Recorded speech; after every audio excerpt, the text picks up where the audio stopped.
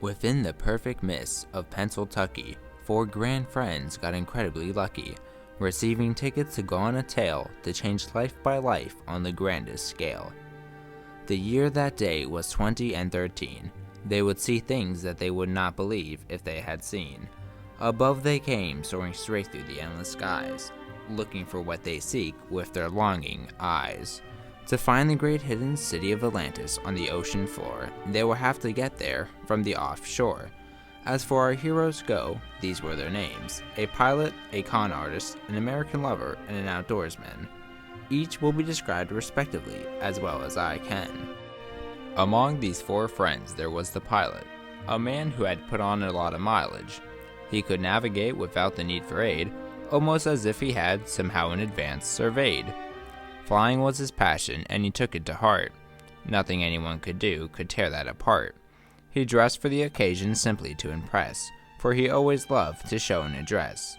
During times of stress he wouldn't ever fret, for he knew just how to steer the glorious jet. It seemed during times he had no patience, for he wasn't accustomed to continuous changes. Despite this, at no time did he seem uncomplacent. This man was someone who you want to be adjacent. He was a kind, loving fellow who loved to laugh. He always seemed to get along with his staff.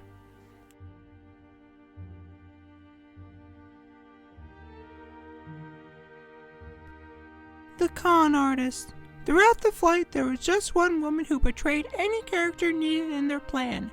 She was considered a talented con artist, with brown, shiny hair, who was clearly the smartest, a math fanatic, but not that good at calculus, a lover at challenges, solving every accident, not very tall at all, only 5'3", reaching the shoulder of any average man naturally, dressed more superior than the average girl, always wearing boots with the heels that had a fancy curl, considered a salesman, maven, and connector. She knew so many people that it was as if she was a collector, knowing every fact about a person to get her way, using every ability to create a character to portray. So intelligent for such a small size, having a brain that she just used so wise, pretending to be whoever she pleased, rolling eyes and making victims then tease. The all-American badass was a man who was a little sexist. He drove a Ford instead of driving a Lexus. A taller man than the others he seemed to be, for while standing up straight he reached 6 and 3. As for pastime rituals, there are many to tell. He hunted game, read, and would work out until he had a swell. He would often say whatever he pleased, and when you asked him to stop, he would still not cease. A hilarity he seemed to all. His choice of words would often lead to appall. To him, however, it did not matter much, as it should, for he was Pennsylvania Dutch. A hearty good man to travel with was he, for he conveniently took oceanography courses and could navigate the sea. Along well he went with the next traveler, for they both possessed a rough, tough character.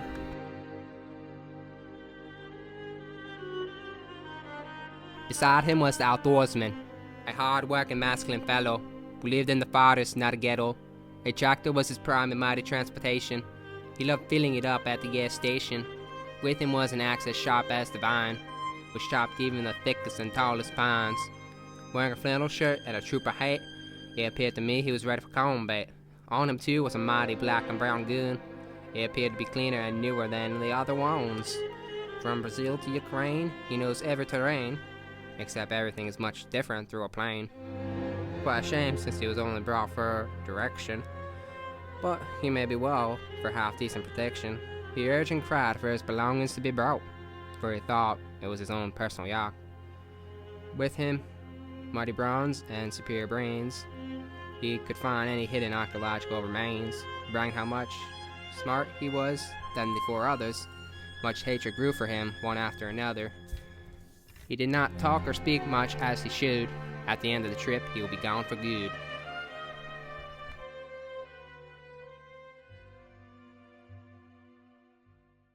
Far in the distance stood a four-legged dog. The four saw it and approached it at a jog, to find it was lost and a lonely loner. Maybe one of the four can beat its new owner. Surprised to them all, the dog had a superpower. It could speak and listen to English as it devours. Intelligent and wise it was. It looked at the humans and took them as his wonderful students. Given a competition amongst the four, the one who can give the best tale can ask for the dog to be their loyal companion for eternity. The tale must catch the dog's attention, but it should not create too much tension. Each slowly began to think very importantly. To impress the dog was their goal, indubitably. In order to have an equal shot, they made a pact to create a moral story, be it false or fact. He stood there with great posture, straight up the spine. Guilt was devouring him, but he acted as if everything was fine. Clueless where to go next, but stuck in the situation, thinking of a way to leave using his imagination. A cop stood there and gave the man a look down. All the man really wanted to do was frown. How could he be accused of a murder? He wanted to clear his name before the cop took a step further, creating an illusion so magnificent and bright, using all of his confidence to prioritize the use in light. The man decided to impersonate authority. He pretended to be a type of security, giving the cop his wallet filled with cash and paper, trusting the cop to clear his name as a traitor with bad behavior. The man rushed out to the huge parking lot, looking for his car that he parked in a spot. Running so fast, trying not to get caught, he used every skill he was ever taught. He knew that he murdered the girl with the blonde hair, hating the way she threw herself at men everywhere. Clearly she was a trashy, good-for-nothing person, but apparently the man did not take pity into consideration. Taking a life without any care or caution, he was clearly ignorant and thought he was awesome. A human naturally born narcissist. Atrociously an individual the opposite of intermediate, running for his life, he got to the car. Where could he go? How exactly far? Do not underestimate just any convict. This was a man on the run, avoiding every conflict. To a house in the woods he takes refuge, so hungry and desperate for tranquility, as well thinking where in the world he could reach stability. As his heart pounded, it was actually slower than it sounded. The man fell to his knees and felt surrounded. He was dying as the beats hit more quickly. It was no exhaustion, but a heart attack actually. Never to see the light of day again. Life was fading before his eyes in the count of 10. Let us say everything makes a big difference, for every little detail affected his future interest. For fate was not kind to him that day. I guess we can say that fate became dead. As darkness took over and life faded, his last thoughts were of the woman whom he hated. The truth wouldn't have saved his soul. Life took action and achieved fate's goal. Lies are not dangerous, they are our supporter. They add detail to our decisions and prevent tales from being shorter.